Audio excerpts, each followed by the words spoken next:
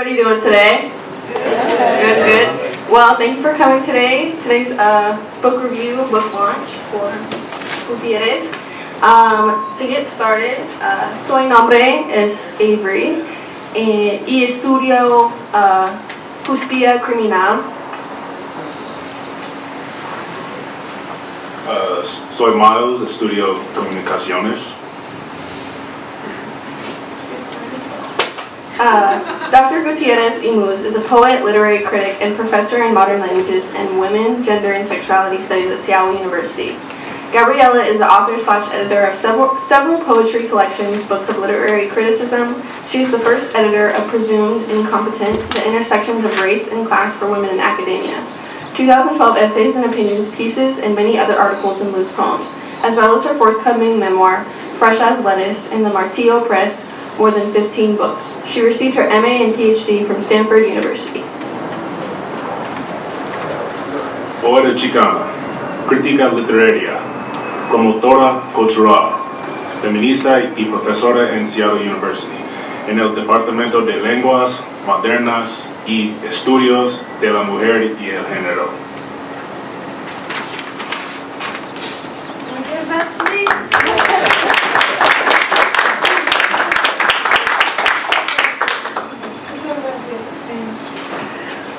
Welcome. This is, I'm so happy that you're here with us on a sunny day. This is, how can I get this one?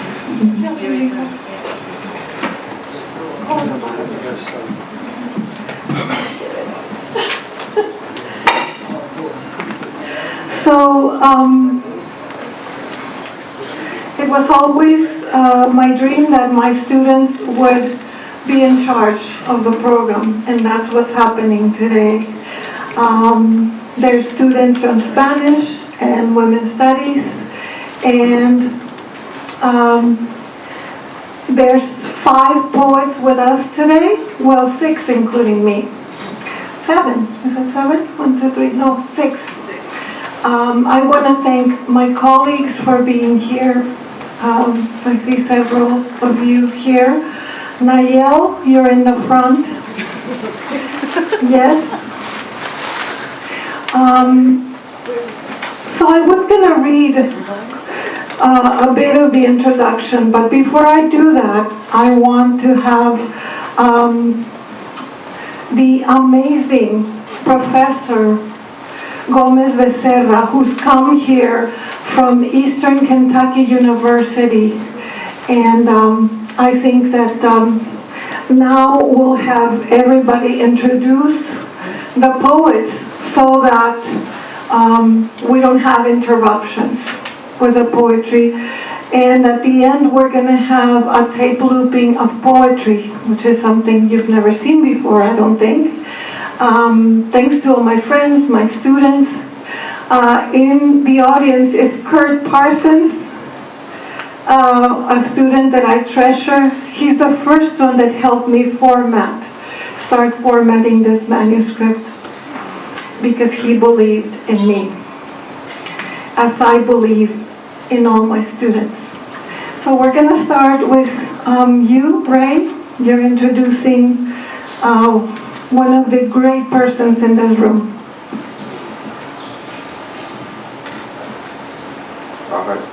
This is Dr. Jose Juan Gomez Becerra. He's an associate professor of Spanish and director of the Bobby Verdugo and Yoli Rios Bilingual Mentor and Tutoring Center at Eastern Kentucky University. He has authored various peer-reviewed publications in the field of Spanish in the U.S. Chicana and Chicano literature and culture, and scholarship of teaching and learning. In 2023, he received the International Latino Book Award Silver Medal for America Ocupada, Los Chicanos y su lucha de liberación in 2022, edited and translated through the University of Valencia Press. He served as a poet resident for the Mineral School residency in Seattle, Washington in 2023. I will be reading the biography of Jim Cantu. Jim Cantu is a Chicano writer and radio producer who has penned poems, prose and personal essays. His work appears in Riding the Land, Wanderings 2, Riding the Land, Windblown 2, in Xochitl and Cuitecatl, Floricanto, 100 años de poesía, Chicanx y Latinx, and Raven Chronicles, the Seattle Poetic Grid, and elsewhere. Jim was the writer in residence at La Sala's 2016 La Cocina event. He is a graduate of the Artist Trust Literary Edge program and a 2023 Jack Straw Writer Program Fellow. Jim's community activities include producing Latino music and public affair programs for community radio and volunteering with Latina Artist Collective La Sala Northwest. Hola, soy Rabia y estudio justicia criminal. Voy a presentar a Enrico Favela. Enrico Favela es un poeta chicano de Seattle. Ha sido alimentado por la cultura y música urbana y también por las historias de su familia y padres. Su poesía fue publicado cuando él era apenas un jovencito en la preparatoria. Está interesado en promover las voces de los chicanos que han sido invisibilizados por el racismo estructural en la literatura chicana. Ha estudiado literatura y movimientos sociales al igual que estudios de una mujer por varios años a nivel universitario. Translation: Enrico Favela is a Chicano poet from Seattle. He has been nourished by his urban culture and music as well as by the stories of his elders and parents. He was a published poet at a young age and is mostly interested in promoting the voices that have been invisible in Chicano Latin literature. He studied literature and social movements and the women's studies for several years and has presented his work in front of senators and urban poets, professors, and major writers, as well as his peers throughout California and the West Coast. As a Chicano, he is deeply connected to his indigenous Mexican roots from Durango, Mexico. Hola, me llamo Nael, estudio psicología. I'm introducing Graciela Vega Cendejas. Graciela Vega Cendejas es una madre, maestra, escritora, poeta y artista que trabaja en Watsonville. Ella trabaja como maestra en la costa central. Graciela Vega es un miembro de Central California Writing Project. And translated is Graciela Vega Cendejas is a mother, teacher, writer, poet, and artist who works in Watsonville. She serves as an educator in the Central Coast, and she is a fellow with the Central California Writing Project. Hola, me llamo JT, and I'm introducing Paul E. Nelson, poeta y entrevistador. Paul E. Nelson es el hijo de un padre activista laboral y una madre inmigrante cubana. Nacido en el oeste de Chicago en 1961. Ha vivido en el condado de King en Seattle desde 1988. Translation. Poet and interviewer Paulie Nelson is the son of a labor activist, father, and Cuban immigrant mother. Born on Chicago's West Side in 1961, he's lived in King County since 1988.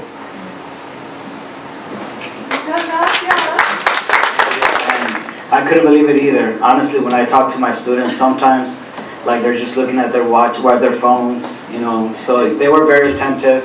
So if you're here from earlier, thank you. Thank you for having me. It's a beautiful day to talk about poetry. I was admiring the day, the sun, the way it shines here. It's pretty. In Kentucky, we don't, we get some cold days and then the summer comes and it gets very humid.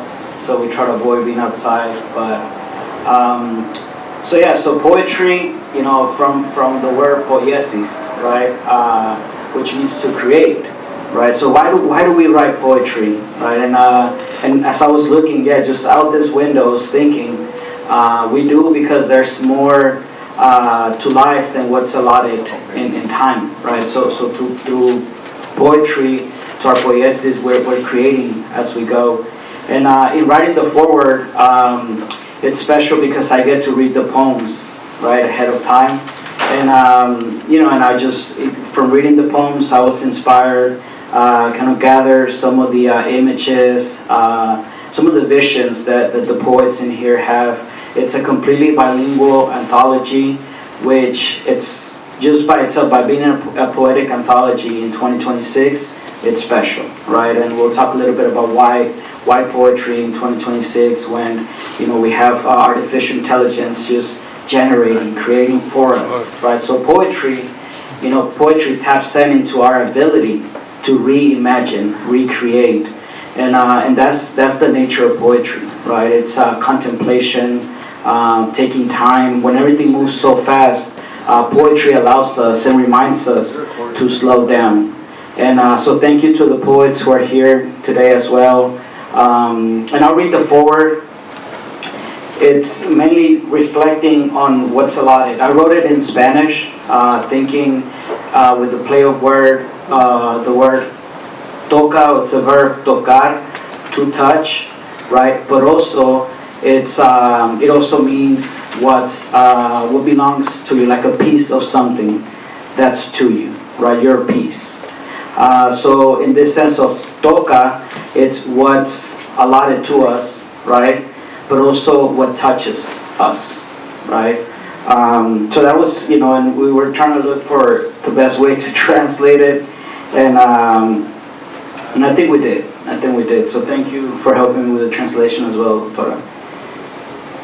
The readiness of the 21st century pretends to go beyond human beings disconnecting themselves from what is our lot to live and how we should live it. Nonetheless, the avenue for the incorporation of human beings to the 21st century can sustain itself on the contemplative pause that is poetry.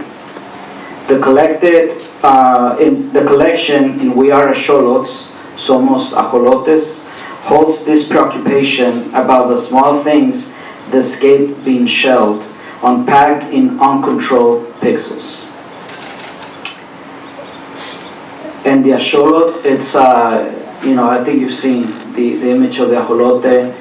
I don't know if Eric is going to talk a little bit about the creative process in putting the front page. Yeah, and it's a salamander, water salamander that it was believed that it only lived in Mexico City, Texcoco, right? But now we're finding out there's some in Durango and in Sonora, right? And then just recently, I don't know if somebody brought it over, but they found one in the UK. It's interesting. They're just moving. But it might have been somebody brought it over, dropped it in the river. Yeah.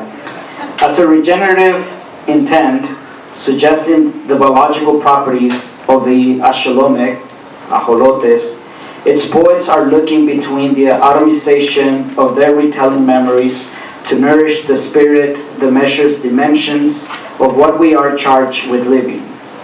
The word axolot has been generally interpreted as a dog or monster of the waters.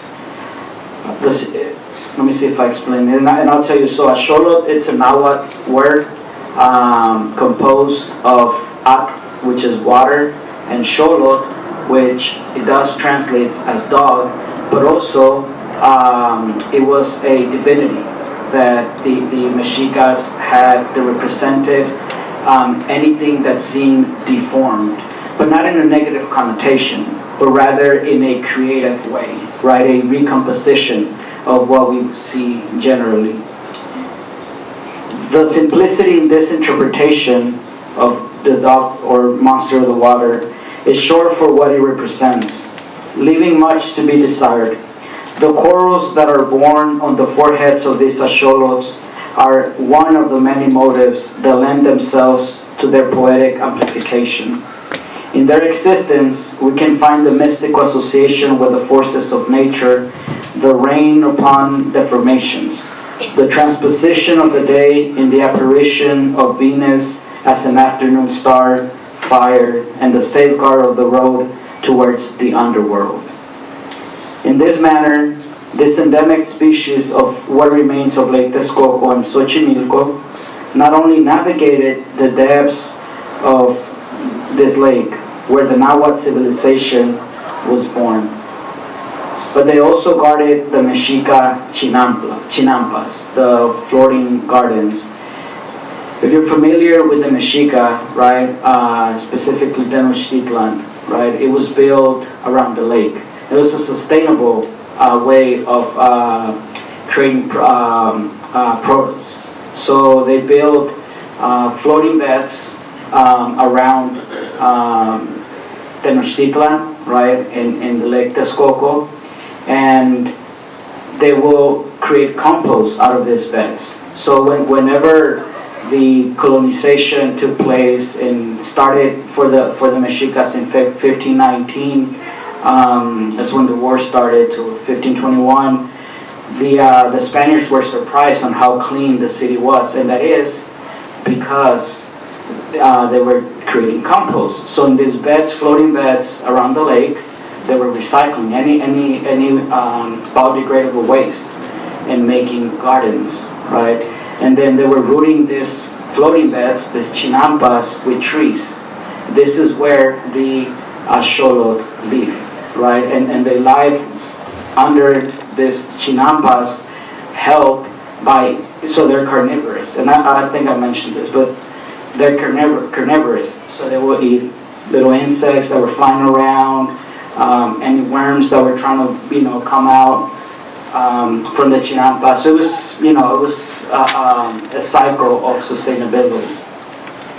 Yeah, carnivorous by nature, the axolotls probably nourish themselves with the larvae and insects between the floating gardens, chinampas. Presupposing their contribution to sustainability and the equilibrium of the ecosystem rooted in the flowers gardens, so the chinampas, the axolotl is a certain metaphor for understanding the place of poetry in the existential ecosystem of the 21st century. In a similar manner to the axolotls, the poets inhabit deep waters, not always clear, even muddy, between bone chest and rotten treasures, in love stories splashed by ocean waters, and between roots where shadows birth their Inchochit in Cuicat, which is flower in song in Nahuatl, right? The way they referred to poetry. Inchochit in Cuicat. The axolotls evoke the human trace in the echo of what is our lot to live, to give space to the regeneration of what we are to live. The colonial ramification and its consumerist orientation cages the blooming of the human spirit, like a plague condemning us and the environment to a non-sustainable present. The ecosystem of horror, with its fascist, or with the return of fascism into wings of saltpeter that strike the borders with knocked blood among debris of grimaces and apples that no longer flourish. The aroma of smiles that fell opening in dawn's oven that scatters in scorched afternoons and Palestinian sunsets. The sprouting fist break in the sickles that claim the left hand, in Isis broken hugs, in the virtuality of all to none, in a cup of sugar with a little bit of coffee, and the quivering, unconscionable gaze of an infanta that does not dream. In spite of it all, the bird's nest on the goosebump skin of he who lives off its flight of olive and oranges, white azaleas, ripe honey guavas on wet earth that amass their size. In the frame of decolonial reinvention, these axolotls are appeased by the word, apapachan the word. Apapachar, it's another Nahuatl word that means to hug with the soul, right? Like souls that hug. So apapachan with the word, they become courageous, the Axolotls do in this book, in this anthology, confronting their precipices and presences. They coexist with what we are given to experience in this life, and in return offer poetry. The honor and responsibility of offering this preface, it's exceptional. So thank you for giving me the opportunity. It takes a lot to be a poet.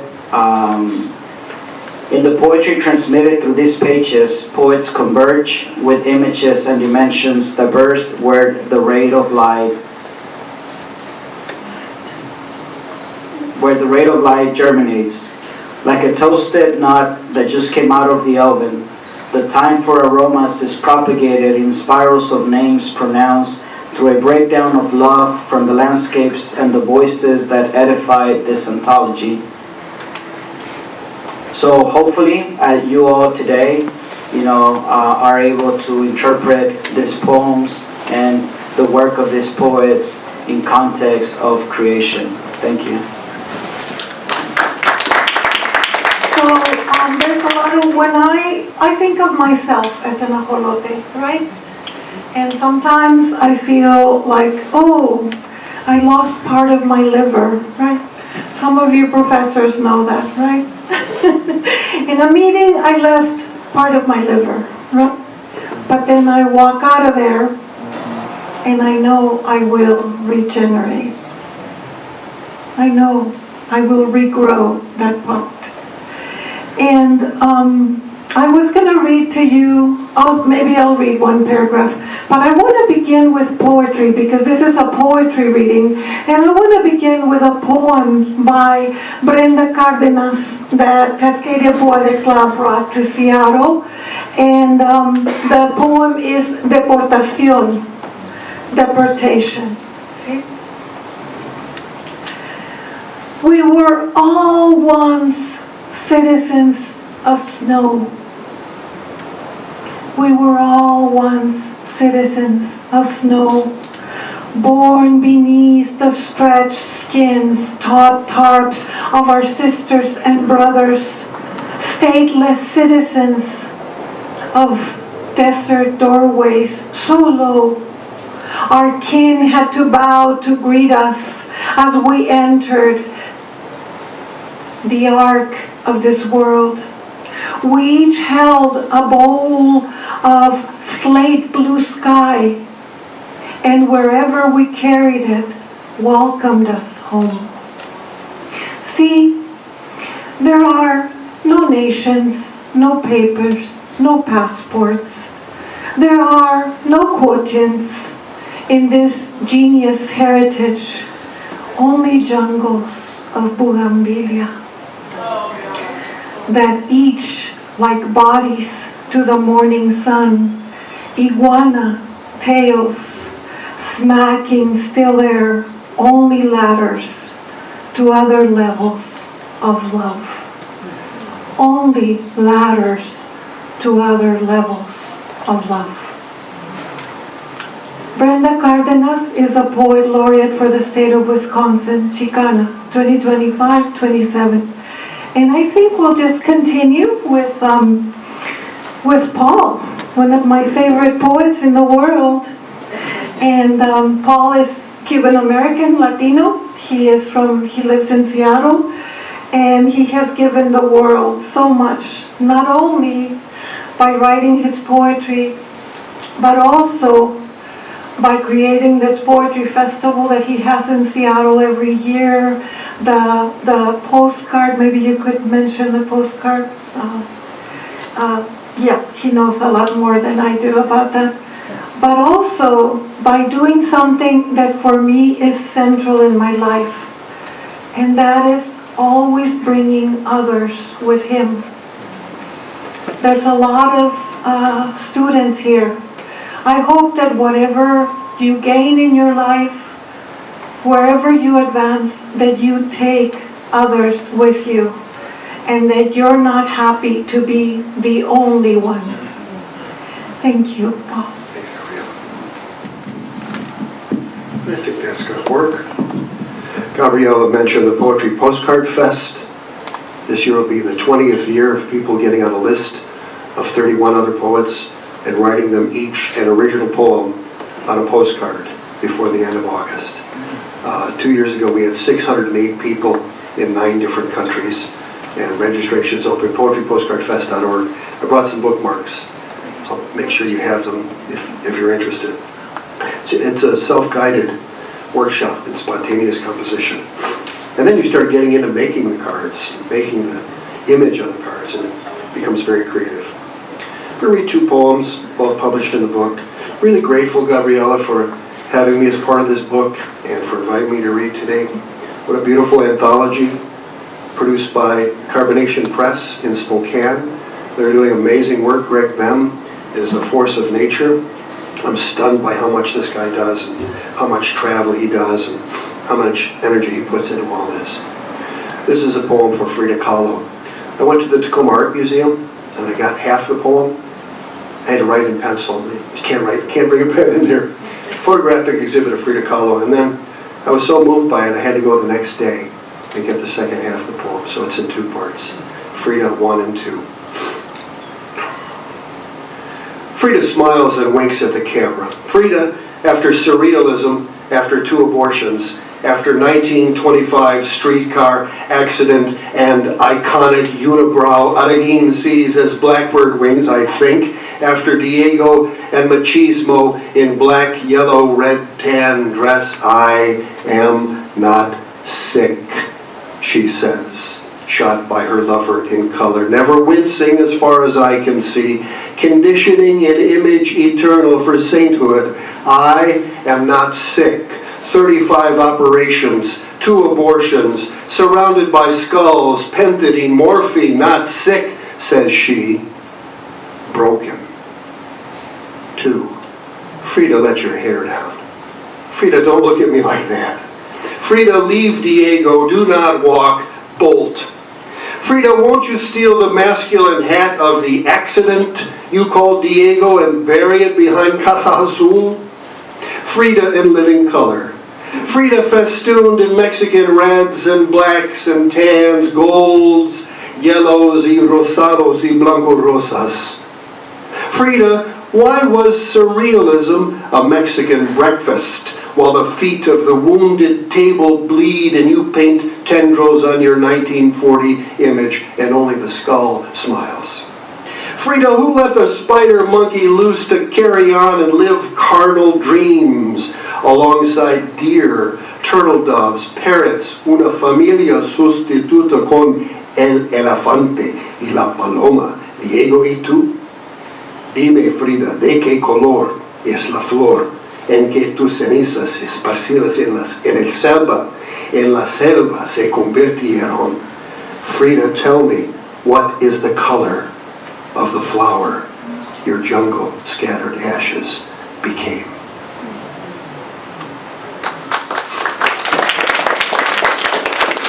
Graciela, when she was 13 years old, and her and I started the Watsonville High School Poetry Club.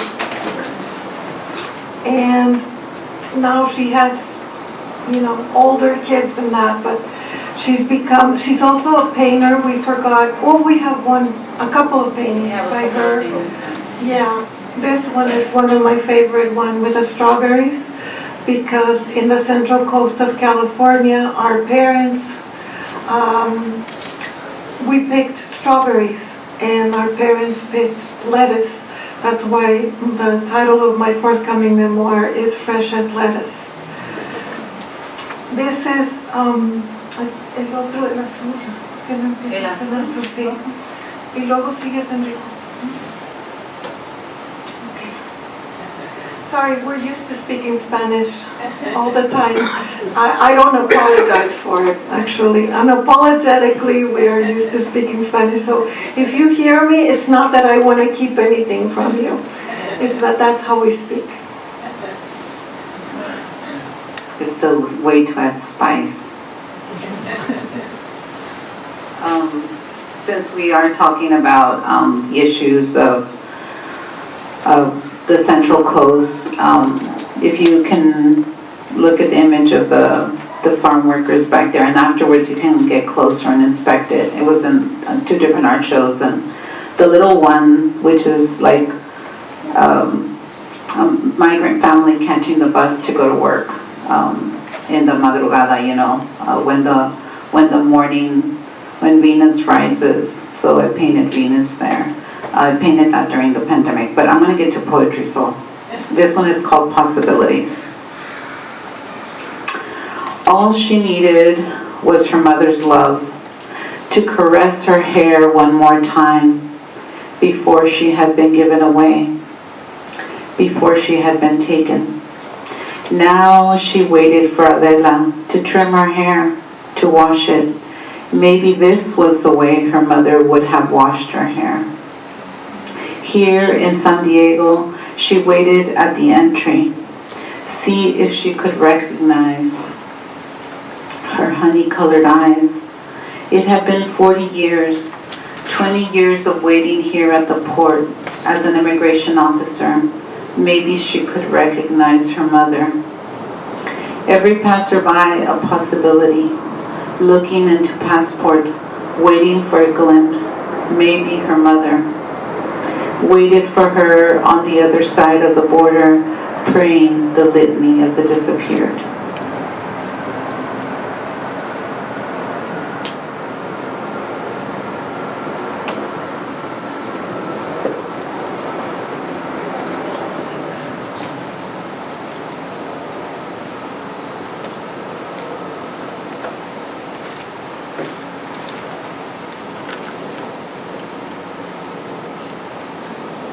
In Spanish es tabiques, frijoles, trabajo y tortillas.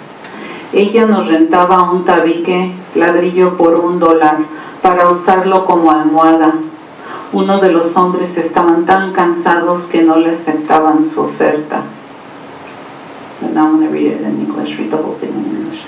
Bricks, beans, labor, and tortillas. She would lease a brick to be used as a pillow for $1. Some of the men were so tired, they would take her up on the offer. You like beans, don't you? She served the beans cold on our paper plates. After laboring 9 to 12 hours in the field, our voices could not resist. We did not complain. ¿Me hago un poquito para atrás? I will call the migra on you. The Californiana hated us. She had been taught to hate anything Mexican or Latino about her. She didn't like us, the braceros from the other side, even though she was making money off of us. I always slept without a pillow. The beans had no flavor. She had no heart. She had learned to hate herself. For many years I hated beans. But now I know beans are good, because my family eats them every day. Filled with fiber and carbohydrates. They go good with rice, Dad. Yep. They go good with tortillas, Dad. Yep. He reaches over and pats my back. I wish your grandma could have met you. You look just like her. I chew my food slowly. Beans have never tasted so sweet.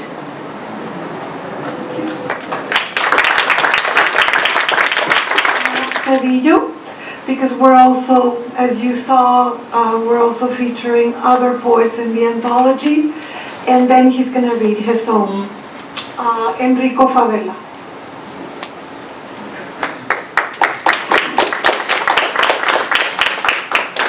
Thank you all so much for being here. I really appreciate your presence. This is called I, Chicano. It's by Matt Cedillo. Chicano poet sits at a desk, attempts to pen an anthem, a classic, a grand sweeping epic of economics, demographics, the fear of a brown nation on a bronze continent, the motive engine at the beating heart of the Mexican question, the Chicano condition, now somehow lost, in a land of confusion, American neuroses and Hispanic serving institution, a Chicano poet, sits at a desk and attempts to dive into ink, into parchment, an open letter, an honest ledger of wins and losses, martyrs and marches, the mothers of Isla Sancanes, crusaders for justice. Justice for janitors, the Justice 8, Los Siete, De La Raza, the Boulder 6, the Vasquez Rocks, the Silver Dollar. A Chicano poet sits at a desk and attempts. I, ranchero, vaquero, bandito, goro blanco, bracero, pachuco, brown beret, inmate, cholo, vato loco, pocho, no sabo kid, son and heir, to all I have seen, but been taught to forget. The crimes they commit, then omit from the text, how they changed the law when they stole the land, how they taught our kids they held no claim. Took up too much space, had to change their names, that they had come a long way to nowhere. I saw a Chicano poet sit at a desk and attempt to pen a hope, a dream, a prayer. May I spend my days and nights scouring the archives of the lost tribe that stitched together every thread of history and culture they could find and called it home. May I carry the movement in my heart, wear my heart on my sleeve, and enshrine our heroes. In these poems, I, Corona, Acuna, Tenayuca, Cesar, Dolores, Gomez, Quiñones, the Plan de Santa Bárbara, San Diego, Catalina, La Tierra, Maria, I, Tijerena, Alurista, LRU, UDB, CSO, ATM, a rifle and a press and a pen and a sword. Yes, I, Flores Daniel Gang, Flores Magon. Yes, I, 500 years, then I, 500 more. I, Betita, Cortina, Jovita, Modesta, Moreno, Varela, Cabrera, Ayala, Carrasco, Cardona. I, Munez, Muniz, Ruiz, La Raza, La Crónica, Regeneración. Yes, I, Lucha, I, Sique, I, Cindy Rodriguez. I, Return to the Corn. I, Corky, I, Joaquin. And I look the same, and I feel the same. And I have survived centuries of genocide and war, racist politicians, right-wing militias, pseudo-intellectual academics, calling our good name into question. I, Movimiento Estudiantil Chicano de Aztlán, and I shall endure.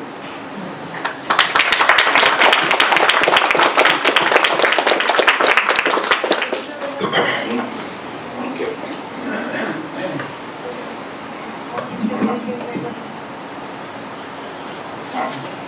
This one's mine.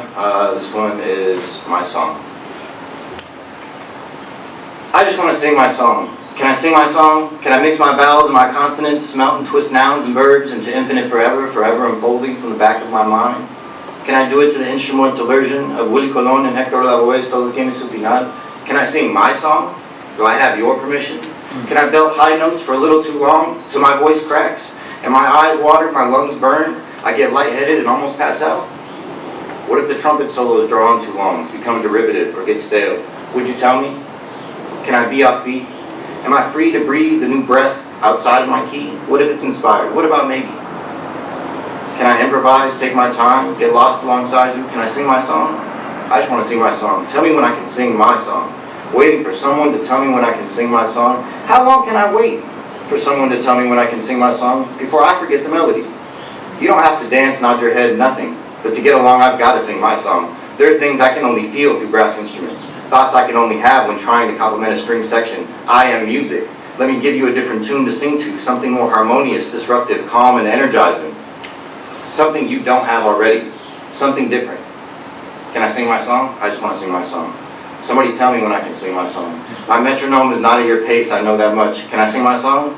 When you gonna let me sing my song? Can't wait much more to sing my song. If you don't like music, that's your problem. I come from this and that, here and there, them and us, and we and everywhere. I'm not going anywhere. Sit back and listen while I sing my song. This is my song.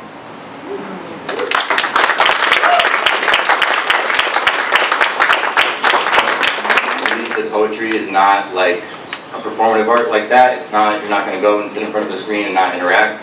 So I'm going to howl the first time. After I howl the first time, I'm going to point at y'all. When I point at y'all, y'all need to howl. Don't leave me hanging, okay? Alright. We're in this together. Alright. Howl. Howl for the mockingbird killer. Mockingbird killer, why are you tortured by her songs? Did you make so much noise you forgot how to listen? Mockingbird killer, do you think she's mocking someone else? Somewhere else? Do you think that it's you? Do you know we hear crickets when you talk? Oh, mockingbird killer. If only you knew how her jokes made me laugh inside my den, under logs and on patrol. Her evening songs, spreading news of the day, made it easy living in a hole. That ended when your death song stirred all things living. Your horn roared that single note, laughing and taking pride in her death, misinterpreting her for the emotions that she brought out of you, her will to keep on singing. Howl for the mockingbird killer high up on the ridge. Ow! Find the other wolves who know what it means to witness absence in the name of comfort, in the name of name. Howl for the mockingbird killer. Ow!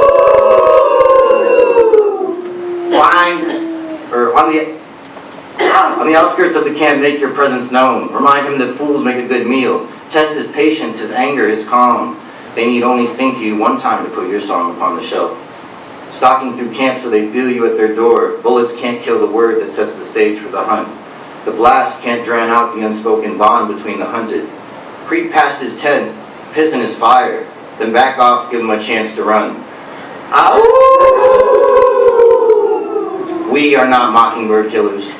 You're not as fast as deer, not as strong as moose, or agile as a rabbit. You put no fear in me, your arrogance rubs bark off the trees. It makes the sap sour. I don't take more than I can carry. Even I give the bones back to the earth. I don't kill for sport. I don't sing my song if I don't get a meal. There are lines I cannot cross if you are to walk past them, and there are spaces that will always remember what you did. As long as the wolves howl, you will never be safe in the place where the mockingbirds sing. In my heart I howl for the mockingbird killer. Ow! To live with the wolves, you first learn to howl like one, then you learn to love like one.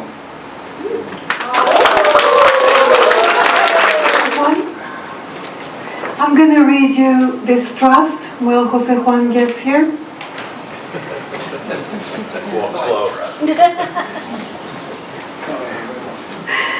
We are not the colonial ancestors of hate.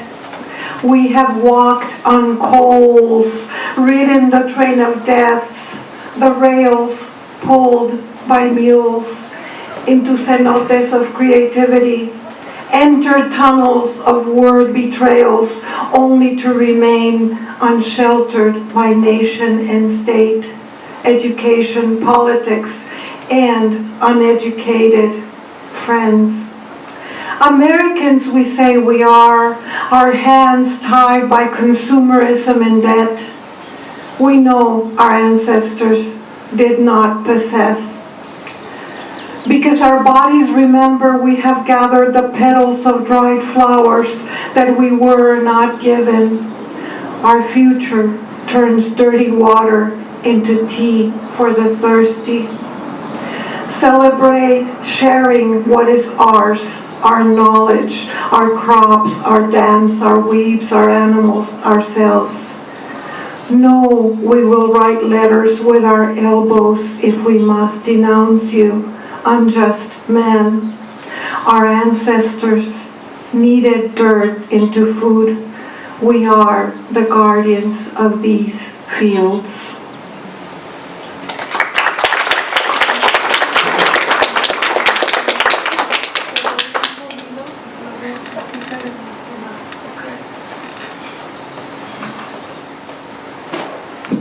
I mostly write in Spanish, but I wrote one poem in English, and I'll read it to you. So a friend's partner that passed away recently, and I haven't shared it, but I was showing it to Doctora Graciela and Teresa yesterday or the day before, I don't remember, yesterday. And then, because I usually don't write in English, but so I decided to read it. She was a violinist, Meg Sander, also in her memory, Adagio in Spring. Here comes a blue jay, whispering the sunset in sunrise, mocking the passing of the day, in his symphony of sounds yet to come. Woven into his plumage, an eternal bond of heaven and earth, gracing the harmony of landscapes in the seasons of memories and their foliage. The space in between holds stealthily, only but a breeze of glass between us, framing the reflection of my eyes, diluted into his wings as he takes flight. On I go with the blue jay, looking to find your forever eyes, the melody of stars composed in them, to sing it together when the blue jay comes. This is for Jeremy, a memento for his partner, Meg Saunders. And this other one, it's I wrote it in Spanish, and Jim was asking me if we were going to do Spanish and English, so you did it both, right? So I'll do it both too. It doesn't have a title really. It has a title, but I don't like the title, so it really doesn't have a title. Pudieras seguir escribiendo tu nombre, con alas, con colores, con aromas, podarlo en las ramas del romero, partirlo en los gajos de una naranja, leerte en el canto del rocío, en sus notas salpicadas por el campo, en los soles cultivados en mis manos, en el plumaje de los árboles que huelen a ti. Verán sus ojos en tus ojos lo que veo, el humo de salvia, el cepalxóchitl, la tierra de fuego, la masa alzada en los cánticos del pueblo, el pan de palabra que alimenta el alma. Probarte en el zumo de tu nombre, en las estrellas, en la tierra, en el agua, en la estela de una mañana mojada, en la brisa de fresas frente al mar de Oxnard. Pudiera tocarte en los girasoles del mediodía, en la panícula de puños espigados en las marchas, en el campo fértil de nuestro pueblo que grita, que no cesa, que trabaja, que cultiva esperanza. Now the translation, bear with me, and use your imagination. I think that works very well. I could continue writing your name with wings, with colors, with aromas. Prune it on a rosemary bush or split it into sections of an orange. Reach you in the tune of the dew, on its notes sprinkled through the fields, on the suns cultivated by my hands, on the trees' plumage scented still like you. Will their eyes see in your eyes what I see? The smoking sage, the cempasúchil, the tierra de fuego, the dough raised by the people's song, the bread of words that nourishes the soul. Taste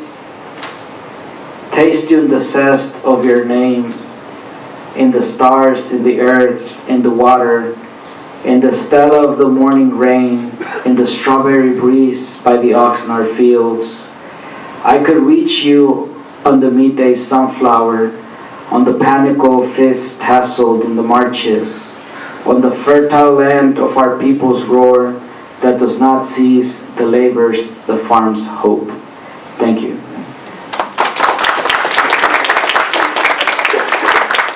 Because poetry, we were talking earlier, right, from poiesis, it's creation, but also there's musicality to it. I know later, I'm not trying to get ahead, but we're going to have a... Don't leave, because you will miss the opportunity.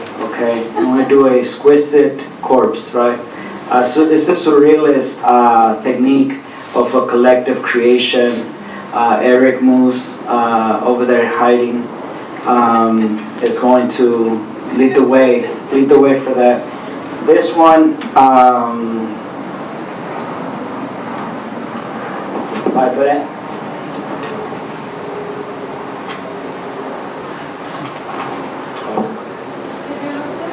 yeah, no, it's here. Brenda Cárdenas, right? Brenda Cárdenas wrote this cute poem talking about, music and sound. It's called Poem for the Tintunteros, right? From Tintunteros, from the sound that timbales might make. This for the timbaleros, bateristas tintunteros, those who tap with spoons on their stoves, with pencils on their desk, with nails and knuckles on tables, beds, their own heads, with fists against walls and fingers on the spines and curves of their lovers, dancers. This for the congueros, drummers, bongonceros, those who never rest, with their staccato heels always hammering the skin of the floor, stomping on their dreams filled with maracas, güiros, and claves. These dancers with steps so smooth and hips that move like they're hi-hats and snares. This for the timbaleros, bateristas, tintunteros. They are badasses with their cymbal storms, their games of sticks that fly like wings, how scampish their tricks that won't let us work or sleep. Only dance and sing, sing and dance, and sometimes move the earth just a little. That was Brenda Cárdenas.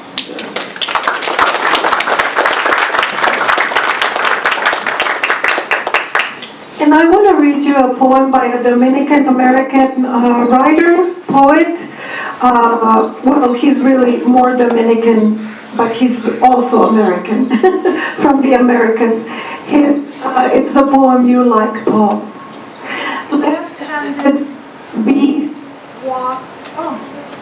Left-handed bees walk with 2 legs. Just so you hear a little variety in the anthology. Left-handed bees dream of right-handed futures and fly away from the heaviness of inert things. It hurts, the stinger that penetrates my name. Left-handed bees walk with 2 legs, ride naked in deep mud, swimmers in porpoise saliva, they wander in passageways on mild mornings. Bees bear consistency in their wings, tiny wings that stand out opaque. I see them looking for red or ochre in transparency of greenery. Are they eager for blood? Red with melancholy? There is no greater sadness than the necessity of the absent thing. There are left-handed bees that spill words on the stamen, calmed in light. They celebrate in silence when the dimension of the timeless opens us. Thank you so much. And maybe we can get that wire out of the way. There's plenty of, should be plenty of cable. Yeah, thank you. So let's have a little test here, Doctor. Why don't you tilt it down towards you, please? Thank you. Can we hear you? Today, coffee has brothers and sisters in the clouds. The ripples of their rhymes with rhythms, makes us dance. Lex that stole the virtues of the voices we need to hear. Poetry reminds us of what it means to be human. We dance and jump and spin and send our hearts for healing. Reminds us of what it means to be human. And send our hearts for healing. We dance and jump and spin and send our hearts for healing. Dance and jump and spin and send our hearts for healing. Dance and jump and spin. We left our tennis shoes in the trailer. Sprout wings and fly again. We left our tennis shoes in the trailer. We left our tennis Let's create Sprout poetry wings and together. fly again. We left our tennis Camino sin parar, corro, lucho, adelante. Let's create Sprout poetry wings together.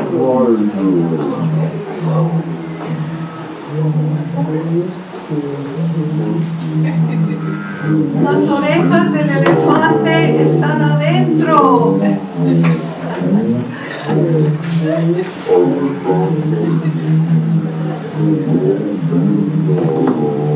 Je t'aime toujours.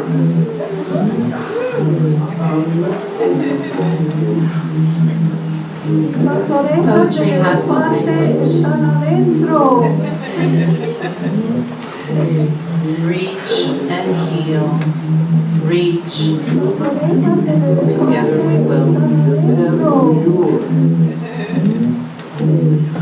I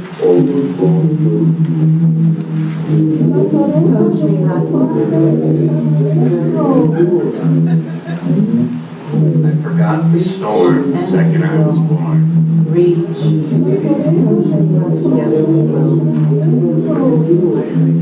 Everybody has its own. It belongs to none.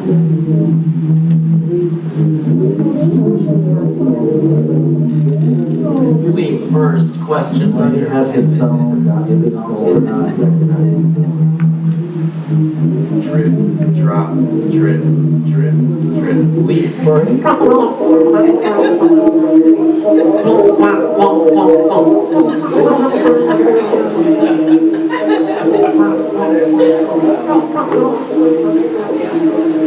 Gutter, gutter, gutter, roof, gutter, gutter, gutter, roof, gutter, gutter, roof, gutter, gutter, roof, gutter, gutter, gutter, roof, gutter, gutter, gutter, roof, gutter, gutter, roof, gutter, gutter, roof. Cacahuates. Gutter, gutter, gutter, roof, gutter, gutter, roof, gutter, gutter, roof. Cacahuates. Particularly delicious this time of year. Gutter, gutter, roof. The melons are particularly delicious this time of year. Don't eat them all at once. Try it out. The melons are particularly. Don't eat them all at once. Come on, jump in. What are you scared? Come on, jump up. It's poetry. What are you scared? Come on, jump up. It's poetry.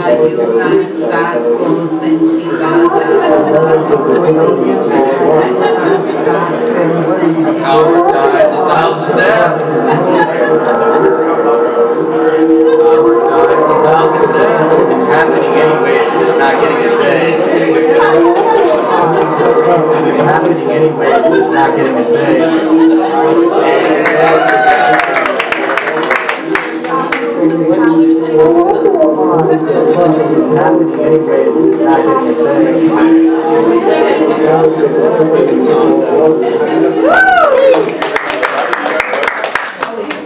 Oh. What did I do?